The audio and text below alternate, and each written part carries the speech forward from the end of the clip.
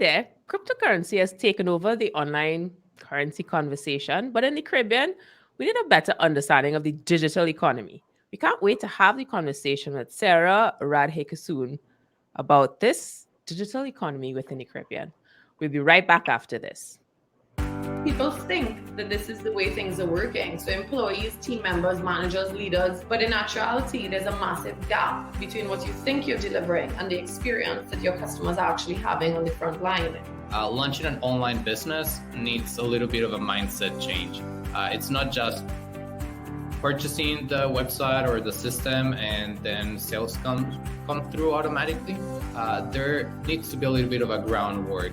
I mean, we are talking about going after the customer. This seems so obvious, but it's not, because when you are talking in a digital world, this customer now is much more empowered. It's much more criterious. It's much more looking for real relevancy on the way that he's connecting with any engagement, any company, any product, or any offer.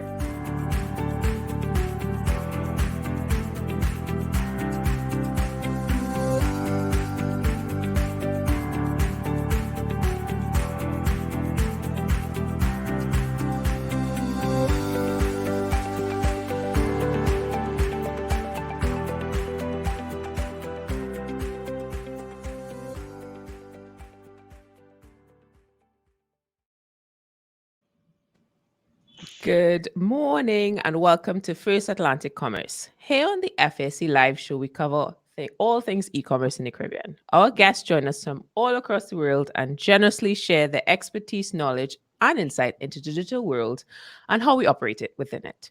If you're joining us from LinkedIn, thank you. Don't forget to like and follow our page to continue seeing content that will help you grow your business online. Today, we have the great privilege of talking to Serah Radhaykisson, the head of financial services at Digicel Trinidad and Tobago. Serah earned a bachelor's in economics at the University of West Indies, St. Augustine campus. She went on to work at Unicommer, most of us know it as COTS, at the Regional Credit Business Development Manager. Before holding her current position, which is the head of financial services at Digicel Trinidad and Tobago. She's also currently watching you on Netflix, so we're going to have to delve into the idea of human behavior at a later date. And as always, we're joined by Chris Burns, the CEO of First Atlantic Commerce, here to help connect the dots within the technical side of e-commerce. Hey, Chris, are you still in Bermuda? Just have to double check where in the world you are.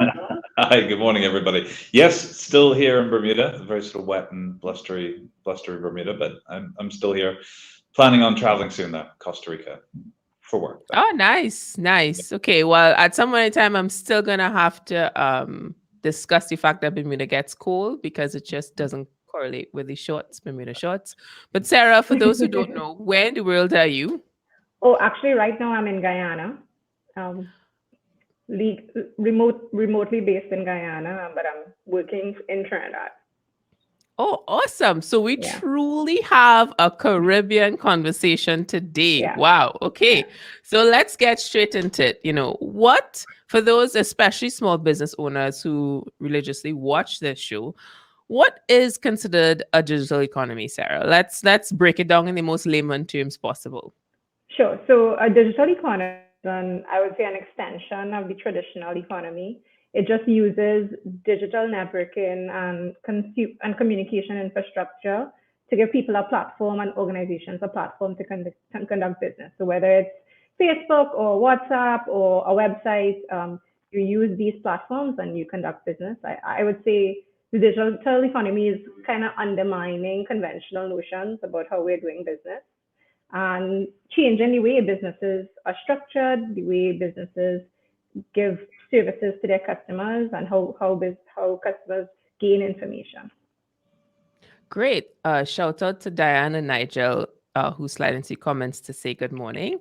Good morning. And in the same breath that Serah's talking about websites, Chris, can you give our audience out there, and I know we've mentioned this before, but we just need to reiterate, because the idea of e-commerce in the Caribbean I've encountered is usually associated with a website. You put up a website, you put up a few products, and all of a sudden your business, and your belief is the next Amazon. Can you tie that back into this perception of what it means to have e-commerce and the importance of understanding the digital economy in the Caribbean?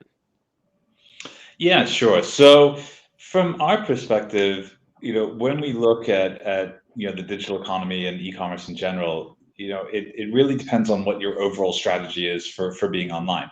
So if it's just general promotion of your company and your products and services, sure, a website is going to be your main focal point in terms of creating a presence for yourself online. But then you need to think about, how are you going to get paid for the product and service? What's your actual business model? How do you want to deliver the goods and services? And if you are not enabling your site for payments, which is obviously the area that we focus on, it's like building a car, a nice fantastic looking car, but if you don't put an engine in it, the car is of very little use to. So, First Atlantic Commerce provides that engine from a payments perspective for people's websites. So, if you are creating that online, shop, that window for your business, you really want to go that extra step, that next step in terms of being able to, capture that customer right then and there to buy the goods or services that you're selling online. And when we say e-commerce, we're really talking about the payments part of that. So yes, you can build the website. That's an important part of it. And there's multiple tools you can use to do that. Whether you're going to hire a software developer to help build or design your website, or you're going to take on one of the sort of the bigger, well-known shopping carts or website creators like Shopify or Wix or WooCommerce or WordPress, Magento. There's lots of really good options there if you don't want to build from scratch. But again, if you are thinking about selling your products and services, through that site, you need to make sure that you're thinking about payments. Does it have a payment gateway connected to it that is connected and certified to the banks in your country? Because if it's not, then you might be able to accept the payment, but that money is going to go somewhere that, like the US, for example, where you don't need it to go. You won't be able to get it out. And there's, some people have gone to the PayPal route and managed somehow to get a US account, but then you have a lot of issues with the repatriation of that money back to whichever country you need it to be in. And so it's hard to get the payouts. You're then dealing with some FX fees and wire fees. So it's really going to be more beneficial for your business to look to solve that locally. And then once you've done all that, how do you promote your business? And this is something we've talked a lot about on these shows. Is it not just a question of, build it and they will come? What is your strategy to promote your website? Who is your customer base? How are you going to reach them? And what are they viewing to be able to advertise to them?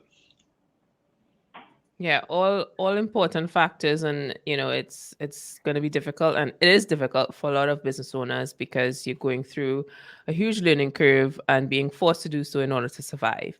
So with Serah's background in economics and then having that experience within the private sector, can you share with our audience some of the trends pre-pandemic and then post-pandemic in terms of consumers and the digital economy? Because there's this perception. I remember walking into a store in South once, and I was asking the owner because she said she can employ anybody else. She's the one being everything basically in the store, in clothing store. And I asked her, why doesn't she have a website? Why doesn't she on social media? She's like, those things don't work, which was interesting. So from a trending perspective, because you have sort of a helicopter view of things, can you share some insights on the trend pre and then post pandemic when it comes to digital economy in the Caribbean? Well, sure. So just to relate to your story, I mean, it's not just a sole trader problem. I have those conversations even at multinational and larger conglomerate levels. I still think that there is a gap with regards to trust in that type of marketing and customer acquisition. So for sure, that was definitely a pre-pandemic problem. getting customers on board via websites and social media was still a foreign concept. I think the pandemic has definitely changed that view a bit, simply because people had to go into that type of marketing without any choice. Um, some trends that are pushing people towards the acceptance of the digital economy, I think is definitely one. We have a high smartphone penetration in the Caribbean. Like about 77% of the entire Caribbean is the latest number I've seen is our smartphone penetration. The cost of mobile phones and connectivity is falling. So that type of digital infrastructure is becoming more available to all class levels. And definitely the concept of internet is changing. It's now utility level. So water, electricity, internet, these are the trends that are kind of pushing people to customers to this type of access. On the business and on the small business, and the pandemic has shut down business hours, for example, with lockdowns and curfews, and I kind of forced people to start participating online. Whether they've jumped in and got into a website, they've been doing it via WhatsApp, via Facebook, and seeing those things coming into fruition. And the biggest thing when I've spoken to business owners that they've learned is that, wow, like now my business isn't confined by 9 to 5. It's not confined by a particular number of hours. I could now sell 24/7, and I think that's been a big seller by business owners.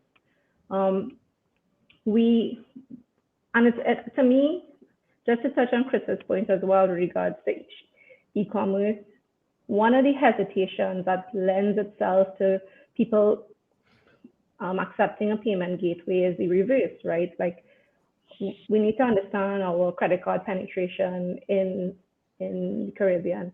In Trinidad, credit card penetration is like 15%. So most business owners, depending on their demographic, think it's a waste of time to put in a payment gateway, simply because they don't think that their demographic is going to purchase things with credit cards. Now there's a lot of banks switching to Visa debit cards, so making debit cards more available for customers to shop online with. That's definitely a trend of people going to be much more accepting to putting in payment gateways and allowing their customers to shop online. And I'm very interested to see that uptake, right? So it's slowly switching. It's slowly switching across all the banks. I'm interested to see by the end of 2021 what the numbers look like. The idea of data is making my heart full because I'm happy to talk about it. And that data you brought up with the mobile phones, I think it's so important. We make a joke, my friends and I, when you don't have water, it's like, but did you have internet? It's just like this idea of the importance of being connected. It has definitely changed our approach to shopping as well, and how we engage with commerce. And this conversation about mobile first it is an interesting one, because I remember I did a report with Tat, and looking at the information, we have more phones than humans in Trinidad. And obviously there was a shift with a lot of people have two phones because it's cheaper to receive a call from the same provider as the others, like all these different things. So when you are creating your website, Chris, how important it is from an e-commerce perspective to have a website that is mobile friendly? Yeah, and I think both of you hit on great points there. Firstly, with the fact that the Lynx cards are going to be branded, Visa or MasterCard within Trinidad. So that's fantastic, and and that is going to open up a massive market within Trinidad itself. But I think what's also important there as well is that it depends on who your customer is. So if you're a local business within Trinidad, and you might be wanting to sell to the diaspora who want to have goods from home, and so I think that's another important aspect of what you need to plan for with your business. Are you just selling locally, or are you doing this to also sell to the world? And obviously, credit card penetration, from diaspora that are going to be in the US or the UK, Canada, for example, is going to be much higher. So you're going to be able to reach that market. And then also with the phones, you hit on this and being mobile ready. Yeah, I mean that's a story I tell all the time. Especially with Trinidad, is that there are more phones than humans in Trinidad, and you're right. And there's multiple reasons for that. But even if you're just marketing to people within the Caribbean, everybody is living their life through their smartphone. It controls your calendar, it's your social media content, it's your entertainment center. So and I had this argument with somebody once. They're saying the price of the smartphone is too expensive, but if you compare that to a TV, for example, somebody would easily spend $1,000, $2,000 on a TV, and that just sits in one room in your house and never goes anywhere and just has one form of media on it. But your phone has all sorts of different types of media that you can run your business through it, you can run your life through it. So it is vitally important, to answer your question, that if you are putting any sort of business out there, that you provide a method of advertising that is rendered properly for mobile. And when I say rendered, it's not, sometimes people will build a website, but they don't add the extra layer of technology, so it renders properly on your phone. So you don't have to squeeze it in, or scrolling all over because the website doesn't fit properly in a mobile type environment, or you're not building an app, for example. So if we talk about Amazon all the time. If they have created such an easy app experience to be able to purchase that yes, their website's great as well, but as the generations come through, if you can't purchase via an app on your phone, a lot of people will just leave the business altogether and go somewhere else where they can.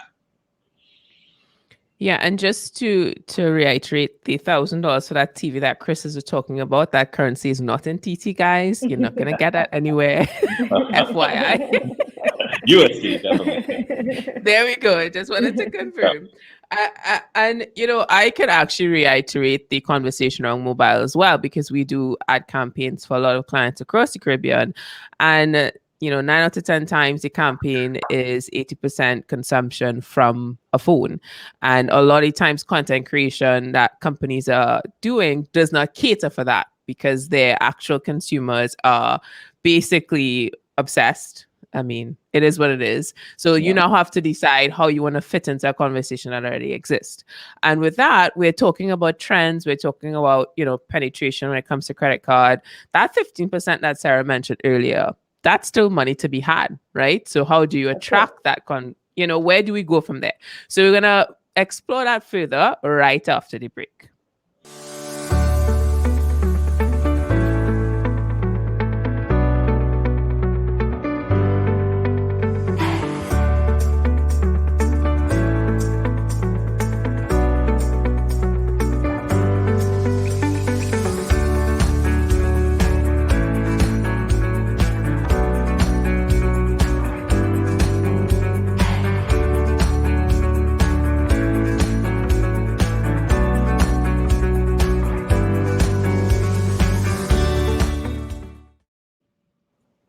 Welcome back, and thank you so much for joining us today. FSC Live covers all things e-commerce, with guests joining us from different places. Right now, we are in Trinidad, Guyana, and Bermuda. So this is truly a Caribbean conversation where we're sharing knowledge on this digital world that we are all a part of.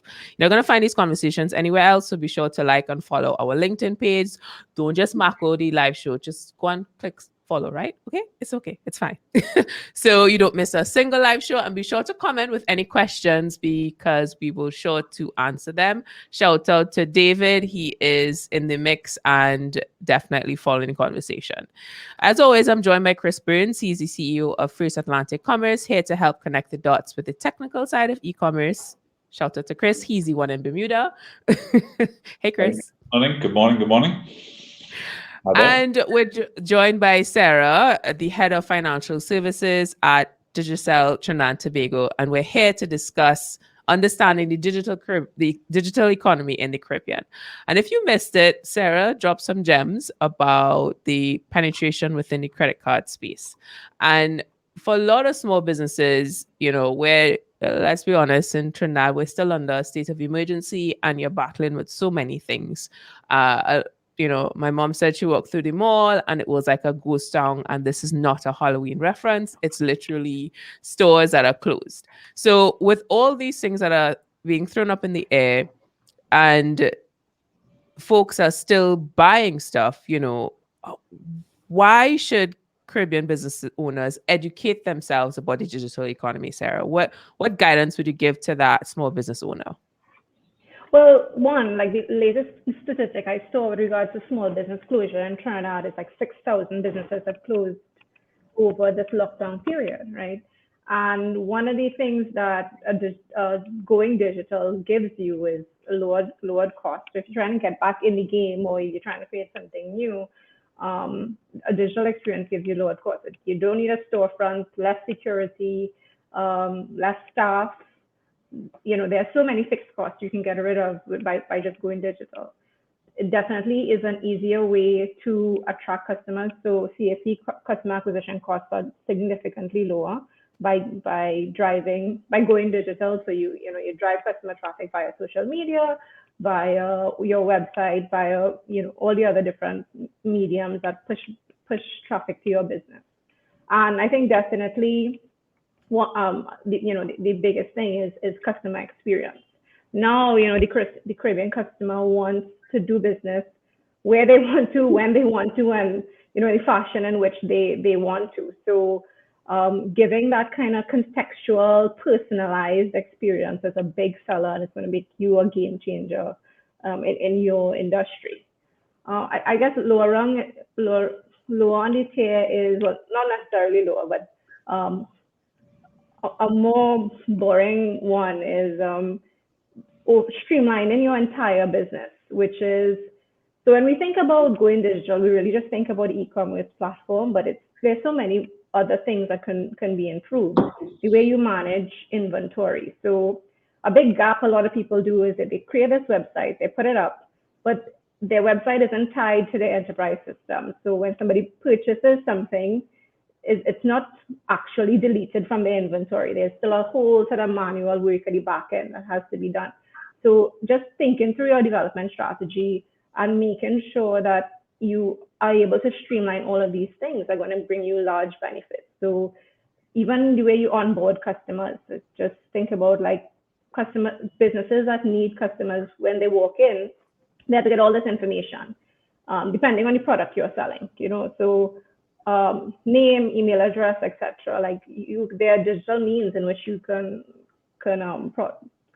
onboard customers very easily. I think I'm good. No worries. Sorry, no, my screen started to glitch. Oh, that's okay. Can you just give us a quick explanation as to what customer acquisition is? Because I mean, personal view does not reflect the views of FAC, Sure. but I feel as though we have a culture within the Caribbean where we tend to start a business, we look at our friends or family, and then it organically grows. So the idea of a customer acquisition to most small business owners is foreign. So, thinking that I am out of the limb here and talking on behalf of everybody, what is customer acquisition?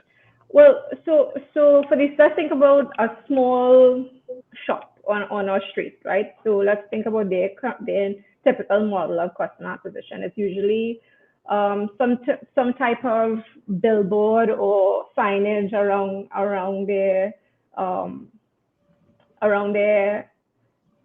premises. It's usually ads in the papers.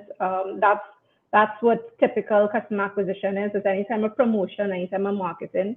If you are thinking along the lines of a services-oriented business, so you're a small consultant or you're running like a little accounting firm, it's usually a lot of time on your phone, a lot of direct networking, reaching out to people, making phone calls.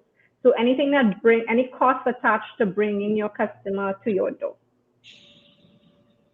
I love that. That is definitely an awesome explanation. And earlier, Serah was talking about, the cost of setting up that e-commerce business or that digital ready business is much cheaper than that brick and mortar. And so many things I heard before, but I want Chris to reiterate, this idea of cash, because we are a very cash first society in Trinidad and Tobago and somewhat in the Caribbean. And when you listen to this conversation, you're like, okay, well, why do I even need to that? My customer doesn't have a credit card. I'm just gonna go with cash. Chris, what are you gonna tell that person? Yeah, well, I just wanted to sort of touch on the customer acquisition part too. So, as you know, when you run a business, the cost of acquiring a new customer is significantly more than retaining a customer, and this certainly ties into the overall experience that you have that you create for your customers. And the more convenient you make it for the customer to view your products and services and to buy your products and services and have those goods or services delivered to them, the more likely they are to be a loyal customer and a repeat customer, which is much more cost effective than, as they going out and trying to bring new customers into your business for all the expenses that we just talked about.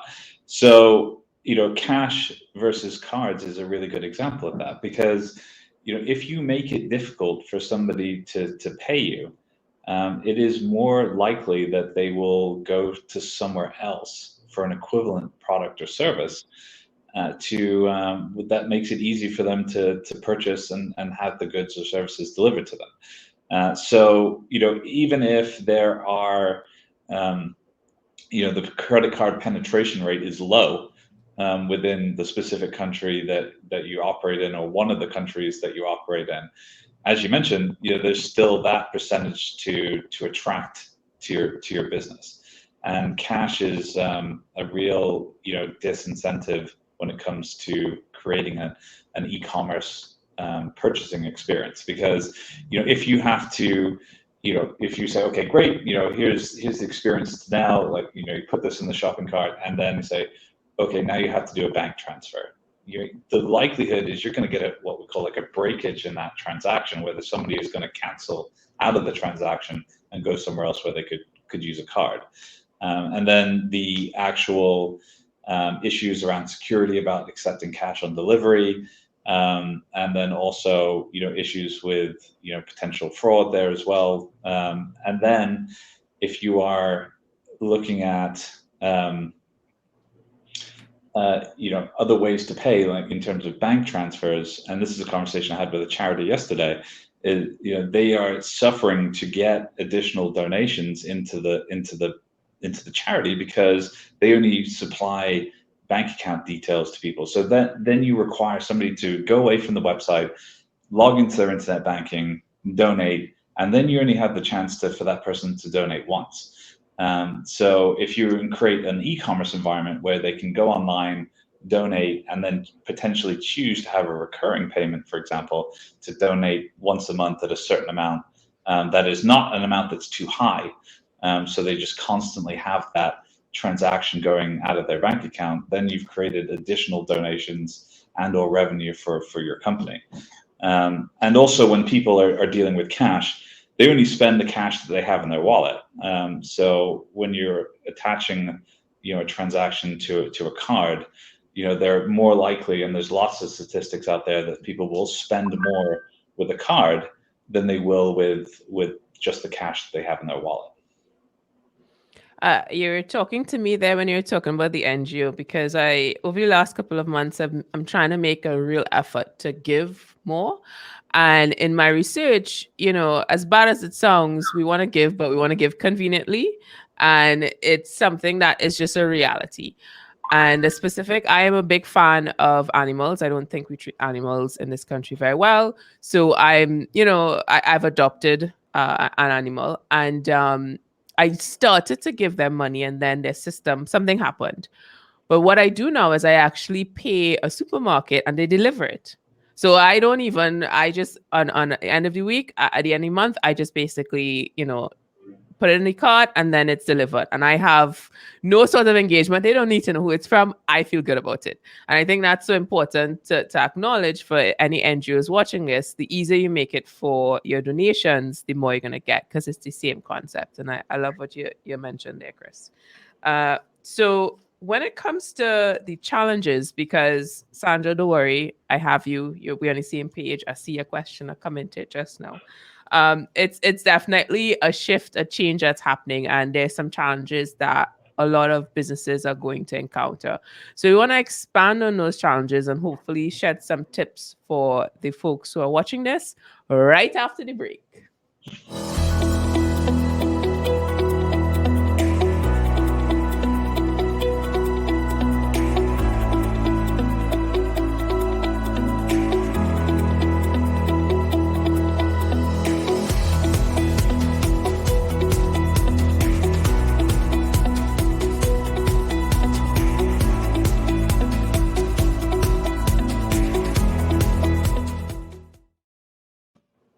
Hey, morning or afternoon or nighttime, depending on if you're watching this on a replay.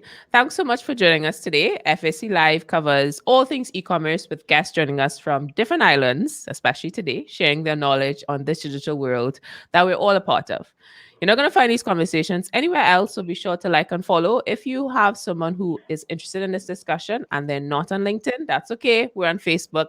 Tell them to head over there and they can see the discussion there, and follow the Facebook page so they don't miss a live show and they get notifications when we do go live. Be sure to comment with any questions and we will try our very best to answer them today. As always, I'm joined by Chris Burns, the CEO of First Atlantic Commerce, here to help connect the dots with the technical side of e-commerce. Hey, Chris, who is currently in Bermuda, which is, how cold is Bermuda right now? It's still in the 70s, so it's not too bad. I don't know what that is in Celsius, but it's still. I was just going to I ask. have no idea what that means. That's like what? It's still shorts weather. You're okay. Guys, go Google it because his shorts weather is not our shorts weather. Yeah. And we're also joined by Serah, the head of financial services in Digicel Trinidad and Tobago, and we're discussing understanding the digital economy in the Caribbean. Now, if you missed it, we did shed some light on some numbers within Caribbean credit card penetration, as well as the importance of being mobile first in your conversational e-commerce. Now, when it comes to all this information we're sharing, let's start with Sarah's question. For persons who are not that versed in e-commerce, how do they quickly adapt? Definitely. So, I mean, how do they quickly adapt? And like the time, I don't know. It really depends on your level of motivation. So every time I'm thinking about a e-commerce type product, I use my mother as a benchmark. I call it my mother's test. If she can do it, that means, the product can go live and it's going to be a success. I think the key in any type of e-commerce platform or any app or anything that you're doing, it needs to be as user-friendly as WhatsApp and Facebook in order for it to really gain traction. And what we have in the Caribbean is this, by business owners, is this automatic sort of determination in our heads, like, you know what, it's not going to do well. People are not going to go online. They're not going to buy this. And we need to, stop kind of putting the cart before the horse. So the behaviors are going to work in tandem. As we do more websites and allow for payment gateways, so for example, accept credit cards across the board, you're going to slowly change customer behavior where maybe, credit card penetration may increase because now customers are saying, well, wow, I don't need to walk around with 1,000 TT in my wallet to purchase this thing. I could start engaging more in the bank sector. So I would say be patient with yourself, be patient as a business owner with the customers, and let's just all work together to kind of let this slowly unravel. Great advice. Chris, do you have anything to add to that? Yeah, I think there's, for sure. And there is a lot of information out there now. And, I think there are obviously, outlets like this show. This is one of the main reasons that we started doing this was, to provide Caribbean specific content on e-commerce, right? There hasn't been a lot to date that has focused specifically on our region. And, when it comes to the technical side of e-commerce payments, absolutely come to us and talk to us about that side of it. If you want to look at the different options in terms of website building, I would also encourage people to use YouTube. There is so much information on creating a website and creating an e-commerce business just purely on YouTube, and you can spend hours educating yourself just on that side of it. But this is something that, we're getting past this nice to have element of e-commerce, especially after the last 18, 20 months, where businesses haven't been able to have a physical presence, where everything has had to shift to a not in-person type model or an online model. So, and now that we've done that for so long, and people have got over this, potential issue with, being scared about being online or purchasing online, they now realize, how convenient it is, to, going back to your shopping example, even for yourself, to go online, to be able to pick what you want and have delivered to your house, or drive up to the supermarket and have it put in the back of your car. It's such an easier experience, especially if you've got a family or kids, or you need to, do something quickly. Everybody in the region is now seeing that this is not something to be scared of. It's not necessarily a nice to have anymore. It's something that is convenient, easy, very secure, and a must have in terms of a business. Now, speaking of being scared, Stephen has a great question, which, by the way, Stephen, we'll put a link to our last live show, which covered in depth a cybersecurity conversation that I was blown away by, because our guest had extremely sensitive information, obviously, that he didn't share, but his background was great. But the question has to go around, how do we ensure we have cybersecurity with customer data, particularly card numbers and such, which is a fantastic question, Stephen. Yeah, so it is a great question, and it's something that we need to be mindful of, very much within the online world. So there's a couple of different things you need to look at. One, if you're choosing, a website, look at their privacy. If you're choosing a website builder or a shopping cart vendor, look at their privacy policies, terms and conditions. Make sure that you're using a reputable brand.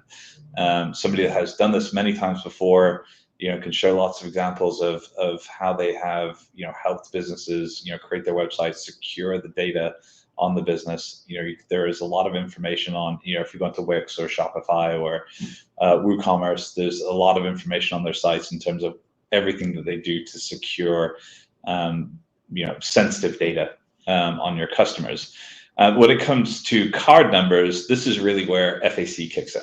So we are, as a payment gateway, we are required every year to go through a PCI audit, which is basically a technical audit of our infrastructure to make sure that we are not exposing any sensitive card data in clear text anywhere within our IT environment.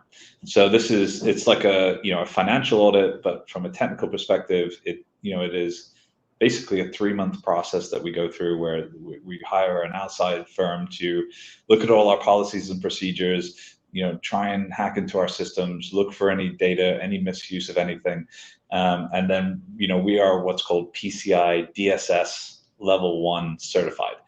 Which is basically the highest level of accreditation you can get from a payment gateway perspective. Now, each merchant is also required to be compliant with PCI. So when you apply for a merchant account with the bank, part of that application process will be to complete what they call a PCI self-assessment questionnaire. And that really is a number of questions that talk about, where your website's hosted, what data do you store or not store, are you storing credit card data, which is the number one thing that we always tell all our clients not to do, is store credit card data anywhere within their systems.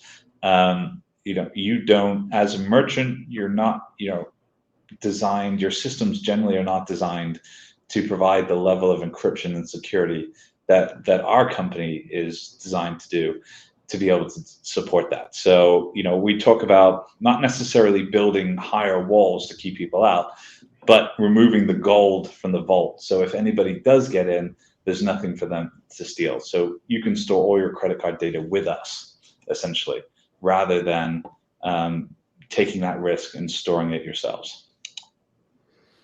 Awesome. That's it's interesting because within the marketing space, I've actually had experiences where people save email addresses on Excel spreadsheets and forwarded it via emails, which is just insane.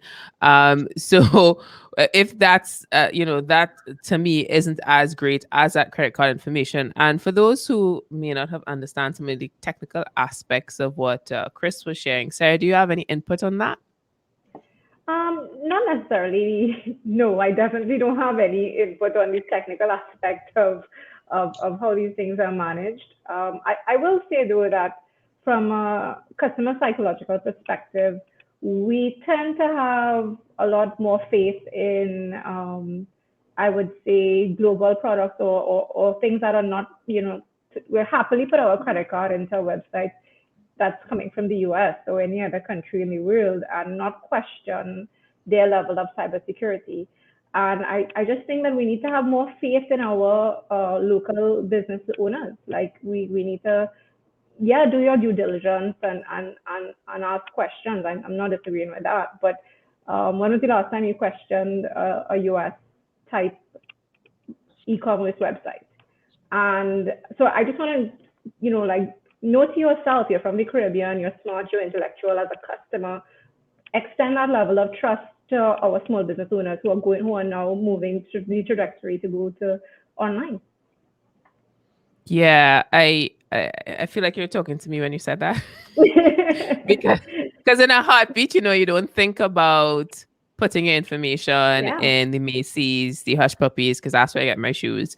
But from the time you have a local business, you tend to, it's almost like you have this reflex on, I don't know. So I actually go into the story of that particular business. So I go check out their social media. I actually do due diligence just to see who I'm actually investing in. And with what was mentioned earlier by Chris, the idea of, having specific logos on your website also makes me feel comfortable.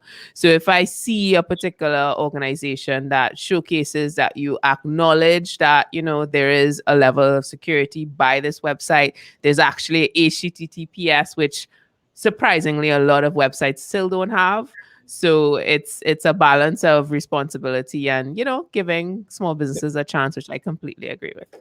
Yeah, and just to follow up on that point, actually, so HTTPS is required by all our clients to be able to work with FAC. But also to your point about the about the logos, I feel because FAC has been in the e-commerce processing space within the Caribbean for so long now, we're 23 years in the space. A lot of customers, are feeling confident when they see our logo on the website because they know us, they know our name, they know the level of security that we provide, the level of customer service that we provide. So yeah, that is an important part of making your potential customer base happy and confident that they can do business with you online. Great. And shout out to Sharice, who is sharing input in the comment section. Agreed, Sarah, putting in the time and effort to all aspects of your e-business is just as important.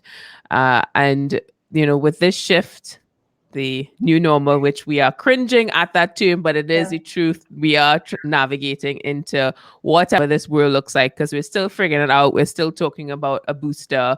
And with that, there's all these different things that are happening and balls in the air. So when it comes to a small business owner and understanding, because you might be listening to this and saying, I have no problem with cash. I use cash all the time. What's the big deal? I don't really think that this is important. What are the benefits of having that cashless economy? Well, one, it's definitely, I think a big thing is security. From the way you secure your cash to how you transport it to and from the bank, there's one. A lot of small businesses experience pilferage by their staff, by vendors, by anybody within the circle. So a common type of theft with cash run businesses is as $100 bill is given, it's not registered in cash register, and $100 is taken either by staff or by someone around, and then the change is given. That's a very prevalent type of cash theft in small businesses. So you kind of get rid of things like that. There can be no forged currency or forged cash fraud if there is no cash. And definitely lower risk to the customer. So in some cases, so you think of like if your credit card gets stolen or your mobile wallet gets stolen, there are things you can do to block that account, to stop the card, etc. If $1,000 gets stolen, $1,000 is gone. And then also touching on change, and it's probably like one of the smaller points, but what we have in definitely in smaller type businesses is a lack of change. So what you end up doing is giving informal credit. So I come to buy something at a shop and I only have $100 bill, they don't have change for me. The customer, usually what happens if they know you well enough is they say, you know what, just take it, the next time you come, you can pay. And they forget and I forget, and then now there's an AP creditor style on their balance sheet, right? Like of me owing them. So if you become cashless, there's no such thing as change anymore. Whoa, Serah, you must be like, you listening in my phone or something? Because that literally happened to me over the weekend. I went to this little, the bakery, and didn't have change, and I literally $5 less was my purchase because they didn't have change. So you can imagine if that happens 100 times during the course of the year. Yeah. Whoa, mind blown, Serah, mind blown. Well, I'm glad I could fix your bakery. I could your bakery engagement. I'm glad I could fix that. No, but it's true, right? And you get benefited like an extra thing that you didn't really want, or they say, you know what, don't worry, and come back next time if you're like me and you visit those shops with extreme frequency, and so it really depends on but it could only work to the benefit of both the customer and the bakery if they were operating cashless. Whoa, awesome, Serah. That's money's worth right there. Chris, any additions to that? Yeah, I think it's important to mention that we're not saying don't accept cash. I think what we're saying is that don't let that be the only method that you use to take payments. And if you are digitizing and going through a digital transformation process for your business, credit cards, branded debit cards are a really important aspect of that digital transformation. But you can also add wallets, you can add PayPal, you could add cryptocurrency, you could add bank transfers into that as well. But that's you need to understand what your customers want, and you don't want to put customers off. So, for example, I don't go anywhere that only accepts cash because I don't carry cash, and it will irritate me to go somewhere where they'll only take cash. I feel it's a short-sighted strategy to saving a few dollars on a transaction. So also people like to use cards because they have air miles or cashback or whatever that is, and I think that's an important thing to acknowledge as well when you're trying to attract customers, that people use those cards and want to use those cards because they get added benefits to doing so. Again, Chris, like y'all are just in my life because I'm literally about 5,000 points away from getting a return trip for free on my credit card points. So, I am swiping that card as much as I can. Well, and actually, sorry, just one more thing on that as well. And as a consumer, you have more protection over that transaction if you use your card, in terms of what they call chargeback. So if you don't like the service you received, or the the product wasn't delivered as advertised, for example, you have rights to go back to your bank and what we call charge back that transaction, and that automatically then it goes back to the merchant to prove that they did provide good service, or they did provide the product that you ordered. If you just operating in cash, you have you have no real recourse, automatic recourse like that. Yeah. Serah, you saying something? No, I was just agreeing with you that it's gone. Yeah, when you operate in cash, it's gone. It's very difficult to get it back from the vendor. Yeah, that's also a level of convenience. I think it's at this point in time, it's what's convenient to the customer. You know, what are we doing?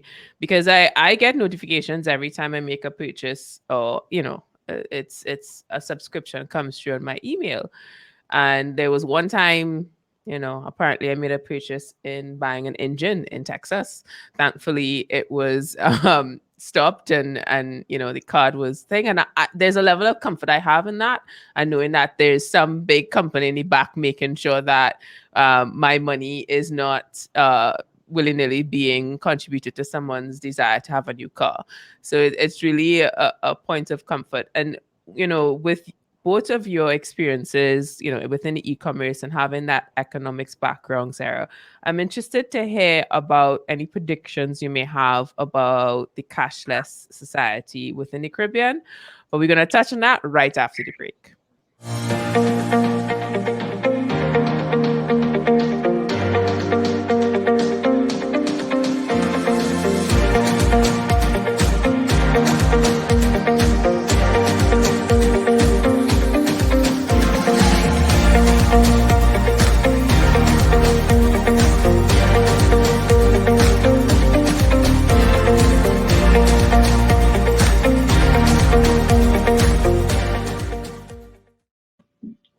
Welcome back, and thank you so much for joining us today. FSC Live covers all things e-commerce with guests joining us from all over the world, and today in particular, different islands.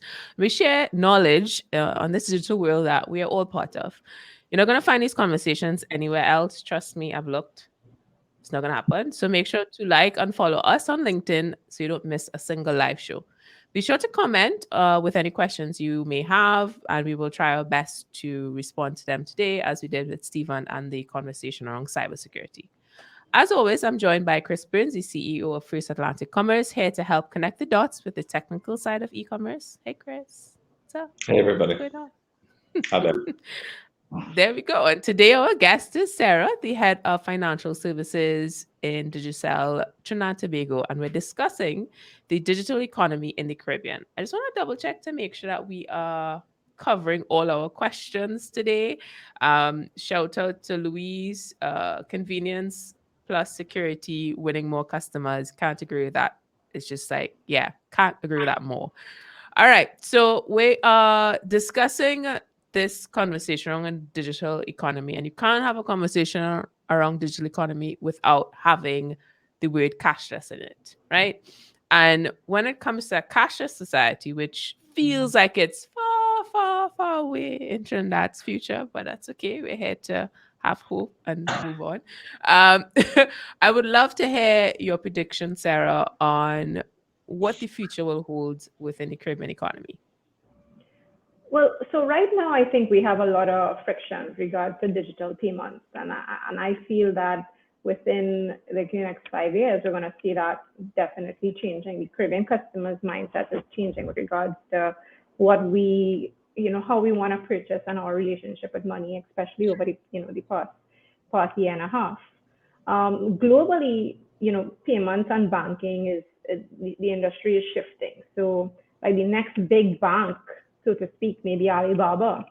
And when, companies like that got into the banking space, you thought, well, okay, banks are going to start acquiring these fintechs, and they're getting so big now that you may feel what may actually happen is that Alibaba may start acquiring banks. And I think we're not going to exactly mirror that type of behavior, but there is going to be some sort of parallel you're going to start seeing in the Caribbean at large with regards to banking and the citizens' relationship with money. I think definitely we're going to start seeing more matchmaker type companies, meaning like the Ubers and the Airbnbs. Those they call matchmaker because they match a service with a provider. So like we already have examples of it, right? Like in Drop, TT Rideshare, food delivery apps. I think we're going to see much more of that in the form of hitting all the other niche markets. movement in gig economies. I know there are two companies now, Workly and Worky, that I'm aware of, that I think we're going to see more of that. People are, especially with the mindset of remote working and how, human resource management has changed. We're going to definitely see more entrepreneur type gig platforms that are going to allow people to work when they want to and with who they want to. And I think that's definitely, something that we're going to see over the next 5 to 6 years. And by extension, the tech savviness of the Caribbean customer is changing. You gave an example about, you can go back to your bank and query on a transaction and get it reversed. Yesterday, my mother told me that she looked at her credit card statement and somebody used her credit card to buy Amazon Prime. She quickly called them and got it reversed. And it's very interesting because my mother was not very, tech savvy. She was very resistant to this type of banking, this type of engagement, and she's transformed. And so I think that type of behavior we're gonna see more and more and more. And then just to touch back on remote working, like the way we work, the way you engage your employees, the way you mentor them, the way you motivate them, is going to have to be, fluid across a person-to-person and a virtual landscape. And I'm very interested to see how companies change and start using those different methods. It's interesting how you mention your mom, because I've mentioned her in the past as well on this show, where she, YouTube University, learning how to sew. She saw me wearing a turban. She's like, I could try, I can make that for you. So, this idea of age being, well, I too old for this, no longer an excuse. Okay, guys, you hearing this? It's not an excuse. All right, Chris. So what's your feedback on the cashless society, especially within the e-commerce trends that you've seen over how many decades you've been in this space? Don't give away age. 1 or 2 decades for sure.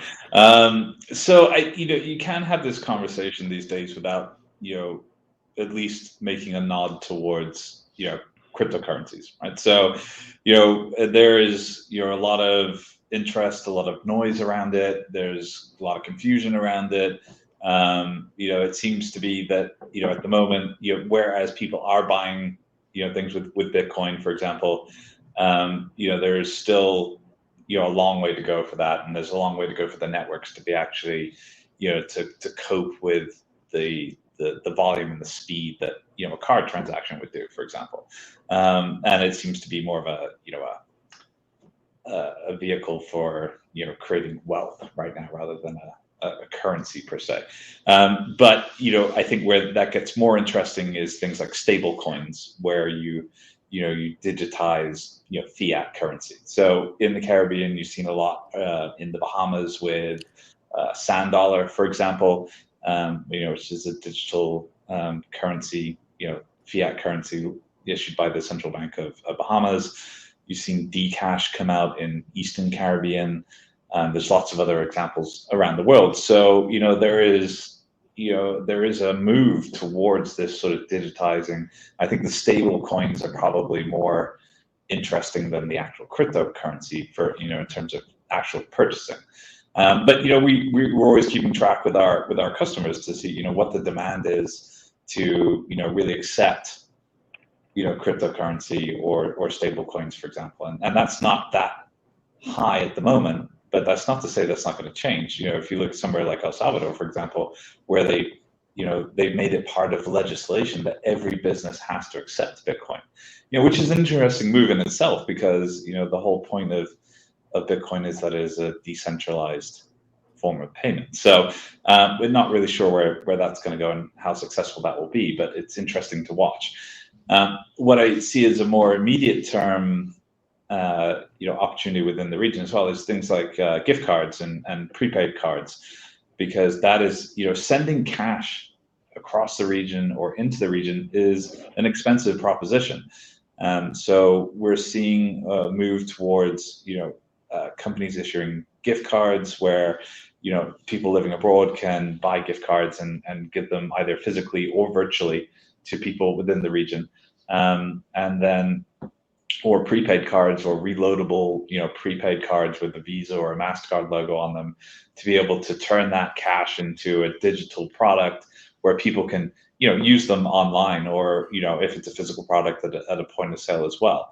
And, when governments are looking to make payouts for, welfare, for example, they're looking to digitize that now rather than, create a cash product. They want a cashless product. And then when people have that cashless product, they want to be able to spend that in an online type of environment. So I think that is where the immediate term opportunities lie. And as businesses, you need to be able to equip yourself to be able to accept, that type of tender, which is, e-commerce, online payment gateways, e-commerce merchant accounts, and websites to be able to drive all that traffic. Great. That is some really good points that I hope you guys are taking notes of. And thank you so much. On that note, we're going to end today. Thanks again to Serah Radhaykisson and Chris Burns for joining us today. Sandra, I see your comment. Don't worry. We are going to address that via comment. We learned so much today about the digital economy in the Caribbean, and sign up to be notified about the next FSC live show via the links in the comments, and you'll be added directly to the mailing list, so that notification is going to come straight to your inbox. And always be sure to like and follow the LinkedIn page so you don't miss a single live show. Thanks again for joining us, and have a great day. Bye, guys.